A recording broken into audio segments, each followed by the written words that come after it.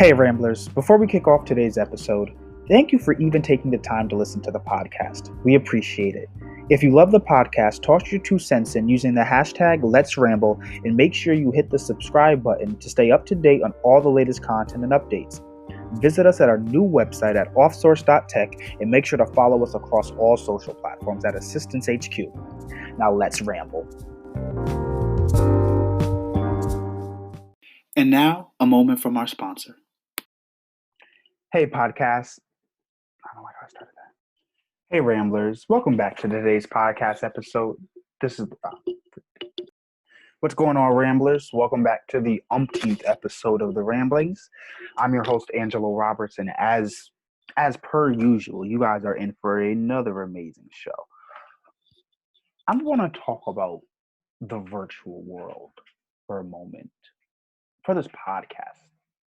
It's been something that I wanted to talk about for a little bit of time now. The virtual world, the internet world, like what I do, because I'm a tech company and we work via the internet.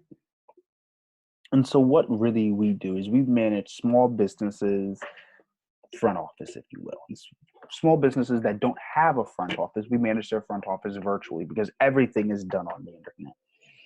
So if you have, say, QuickBooks, Salesforce, Zoho, CRM, anything that you use to manage front office roles, if you will, QuickBooks representing accounting, Gusto representing payroll, Google representing research and anything of that nature, and admin and such. And so programs like that are what I would consider front office programs because they act for small businesses that don't have an office or anything.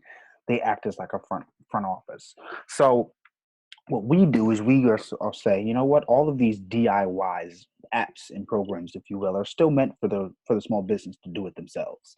That's why I call them DIY apps.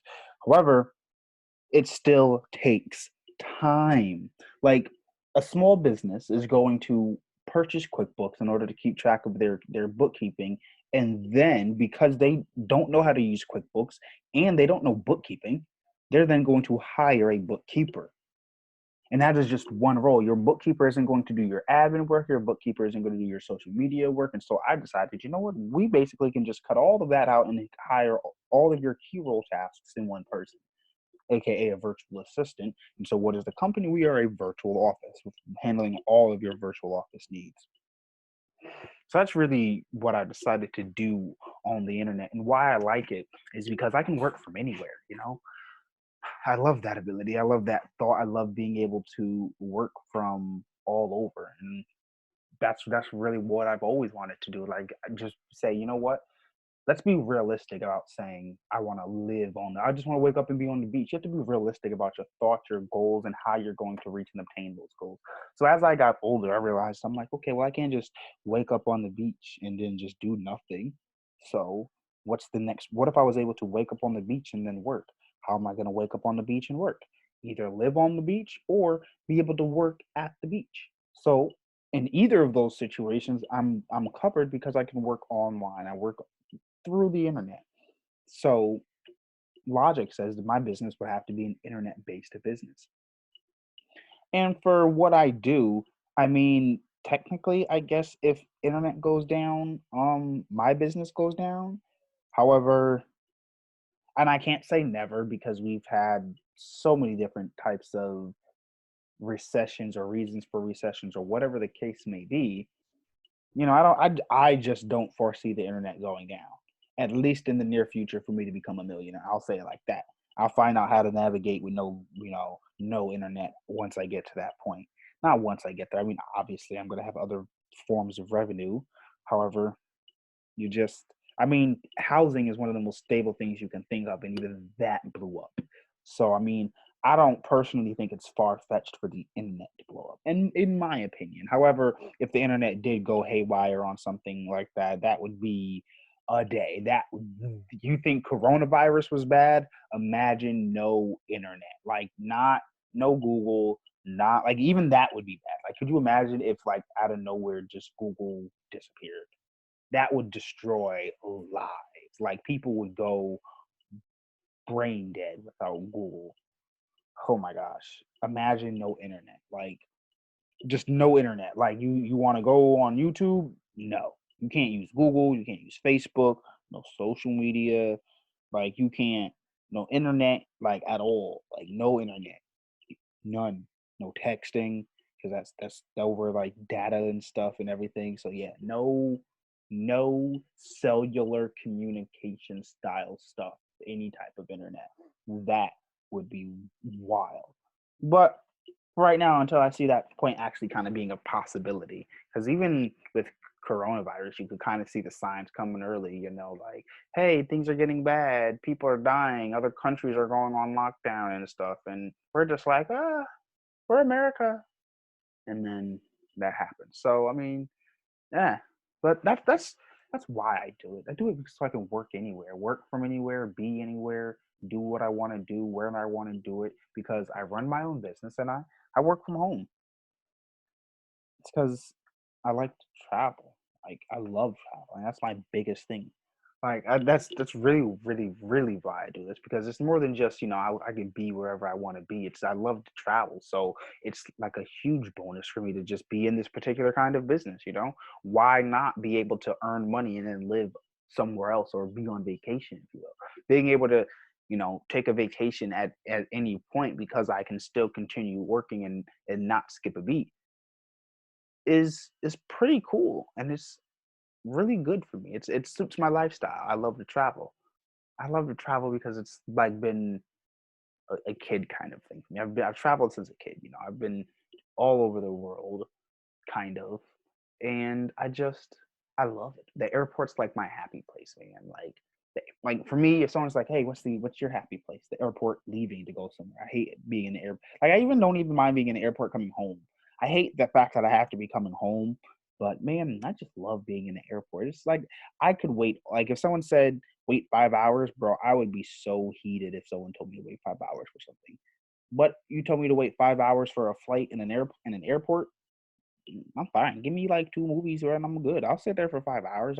I've done it. Have I? Was it 2 hours? I think it was like three. Anyway, so yeah, I just love being in the airport. Traveling is like a super necessity in life for me. I don't care how much money I spend on it. Whatever goes on, I am going to travel. I don't care how much money I'm going to be making. I'm going to be a traveler because my job allows me to travel, and I love to travel. And for me, it's the time versus money argument, and I don't even have to choose. I'm able to not give up time and still be not have to give up money. I can have my cake and eat it too.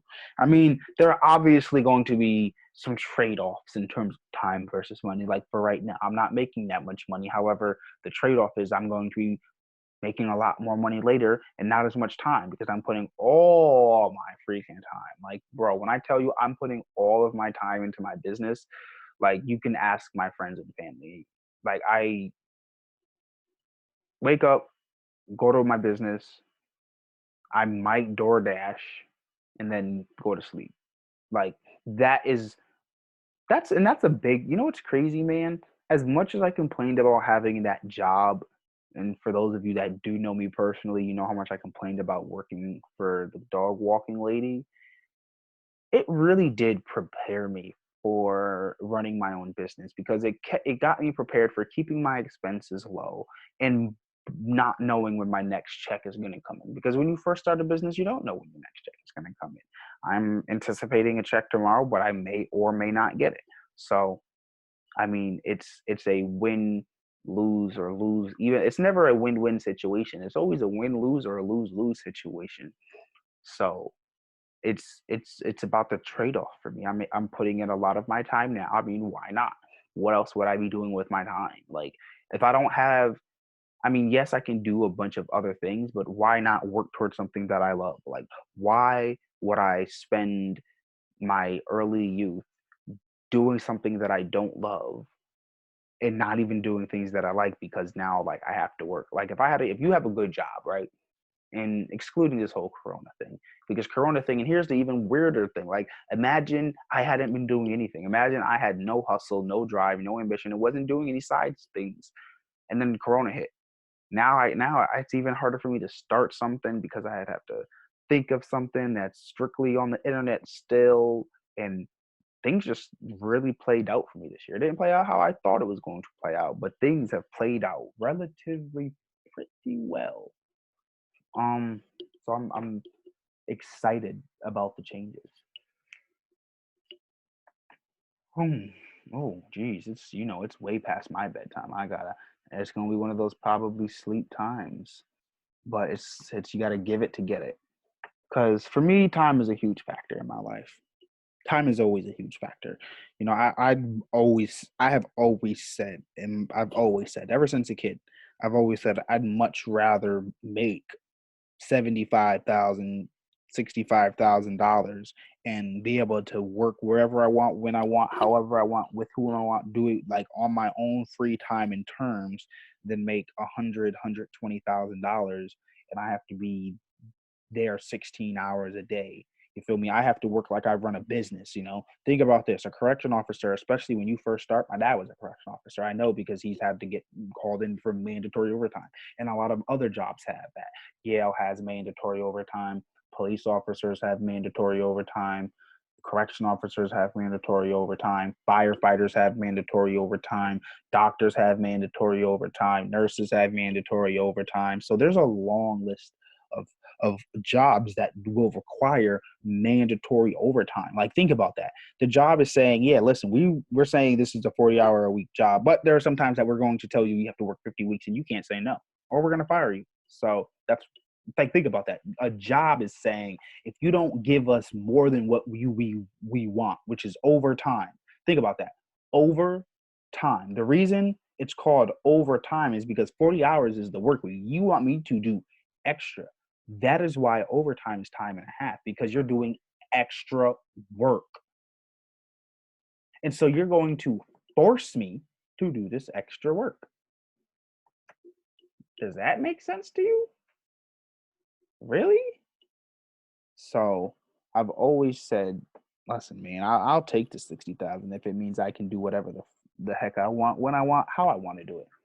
It's about the time for me. If I like, yes, money is cool, and yes, it seems like, yeah, money's the thing, but to have the, like we talked about in the other podcasts, balance, that is the important part. If I can have the great balance of money and time, there's nothing that can stop me, because guess what, now I can actively use that money. Like, what's the point of being able to make all of this money that I have to wait 3 months to get 4 days off in a row? Like, I have to wait. All my other vacations are, all my other normal days off are, I get Saturday and Sunday off, right? Now I have to wait till I get a Friday, Saturday, Sunday, and a Monday off to take a vacation, which is going to happen in another 3 months. So I have to wait 3 months, put in time, hope I get, that time approved, and all this other stuff. And even for some reason, they can be like last minute, listen, you can't even do that trip or whatever you were going to do. It's too much. Much rather have my time, because for me, that is valuable. Because you can stop being broke, but you can't stop being late.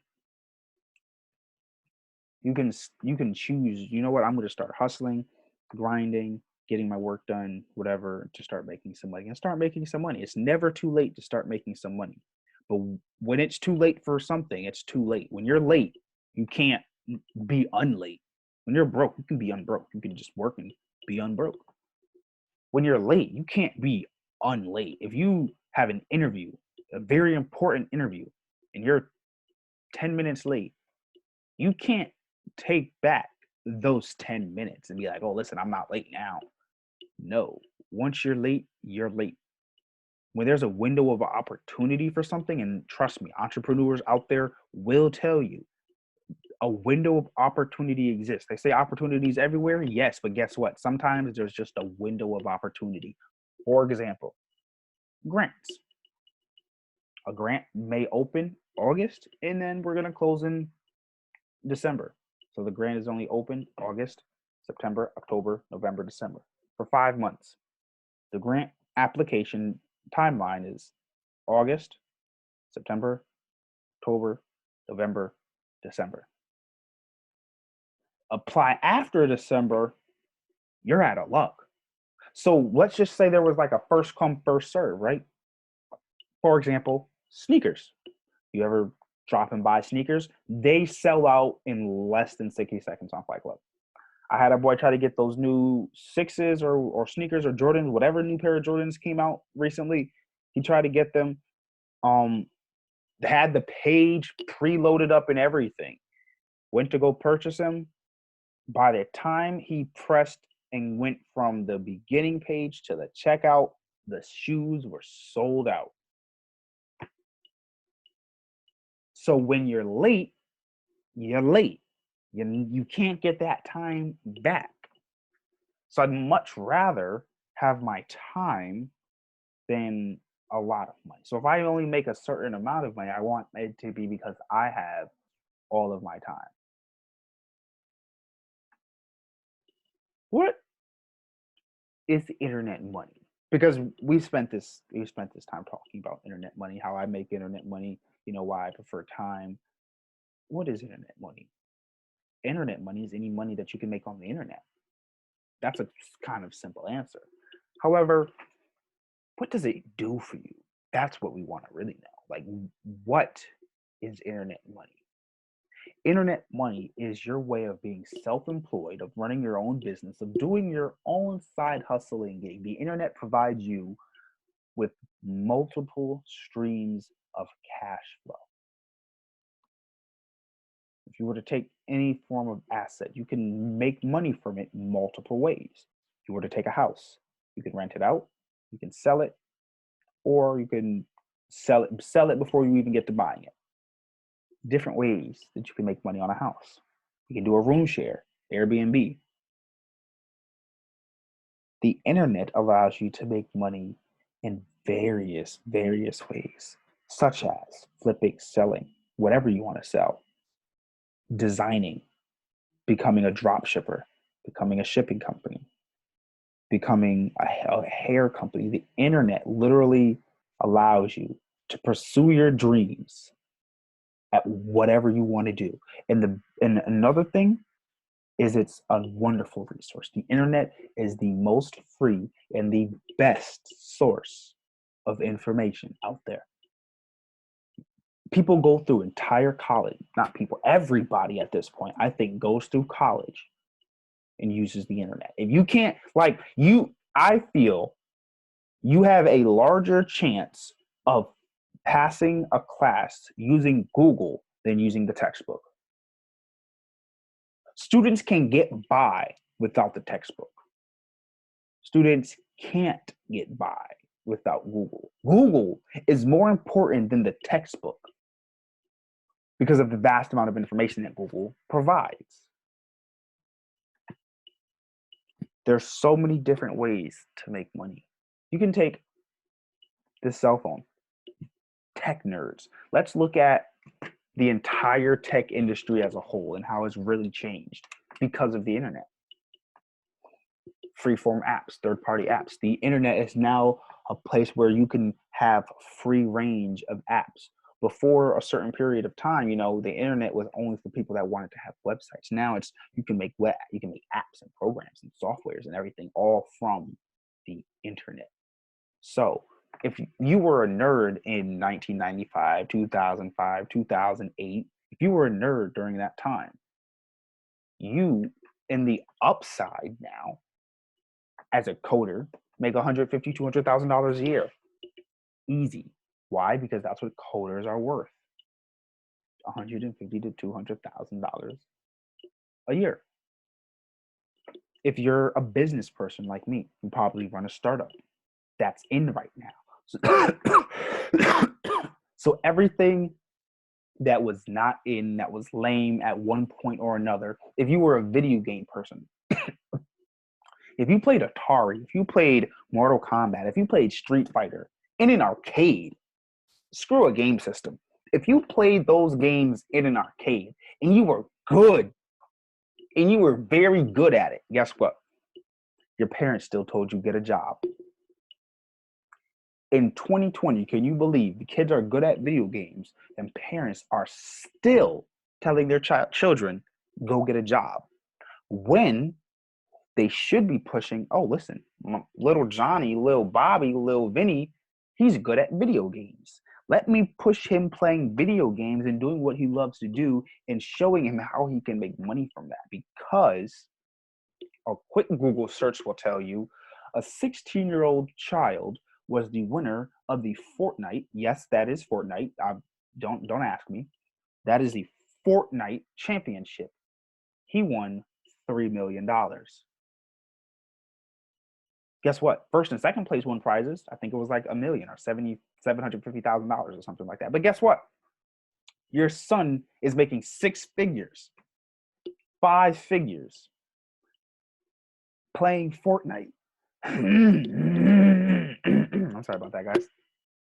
Oh, so yeah, your son's making 6 figures, 5 figures playing Fortnite. Your son makes $40,000 a year playing Fortnite. Guess what? He has a job.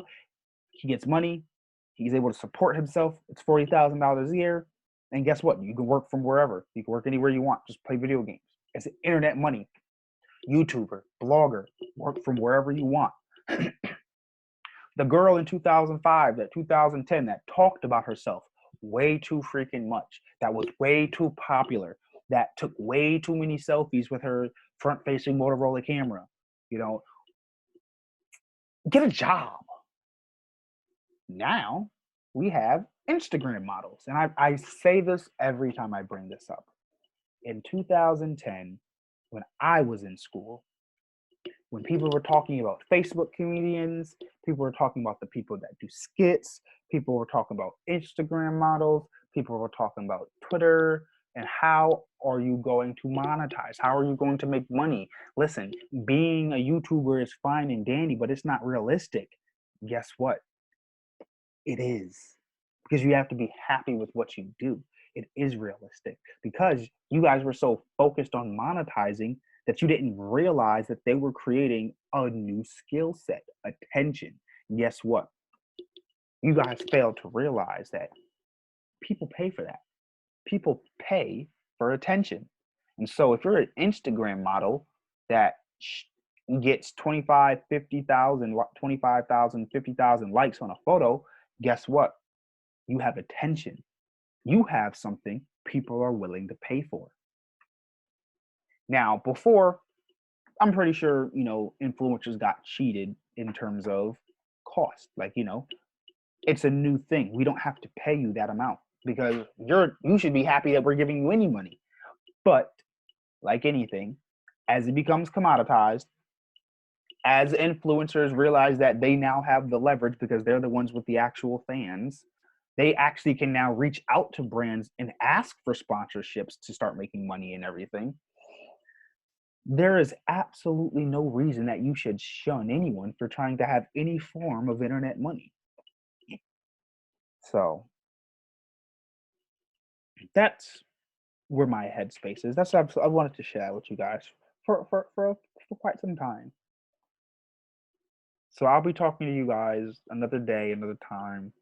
Let's continue with this podcast sprint, if you will. I'll catch you guys on the next episode.